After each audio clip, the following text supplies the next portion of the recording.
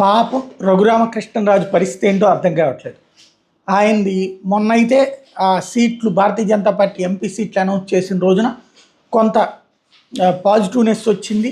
Telugu Desam party వాళ్ళైనా మాట్లాడుతూ వచ్చారు, వాళ్ళు కామెంట్లు అవి చేస్తూ వచ్చారు. ఆ తర్వాత భారతీయ జనతా పార్టీ దాన్ని భయపడిపోయి స్పందించాలనుకోలేదు, వాళ్ళు లైట్ తీసుకున్నారు. శ్రీనివాస్ వర్మని దెబ్బతీయడం కోసం అక్కడ ఉన్నటువంటి తెలుగుదేశం పార్టీ జనసేన మీటింగులు పెట్టుకున్నా అదేం కేర్ చేసే పరిస్థితుల్లో బీజేపీ లేదు. ఆ అసంతృప్తులు అన్నటువంటి భయాలు ఇటు వీళ్ళకి లేదు. నరసాపురంలో ఆ మీటింగులు జరిగాయి, అది రాజు వెనక నుండి ప్రోత్సహించిన. ఇప్పుడు చంద్రబాబు నాయుడు గారు అసలు పట్టించుకోవడం మానేశారు. కంప్లీట్గా ఆయన టూర్లోనే ఉన్నారు. ఇటు ఎప్పుడైతే రఘురామకృష్ణరాజు చంద్రబాబుని నిలదీయడం ప్రారంభించారో, నువ్వు ఇదే నాకే సీట్ ఇప్పించలేనోడివి, నువ్వు పోలవరం ఎట్లా కడతావని అడిగారు.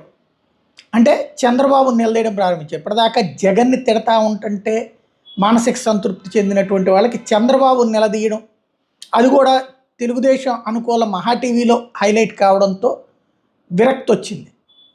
వాళ్ళు ఇక డౌన్ ప్లే ప్రారంభించారు. అంటే ఇక పట్టించుకోవడం మానేశారు.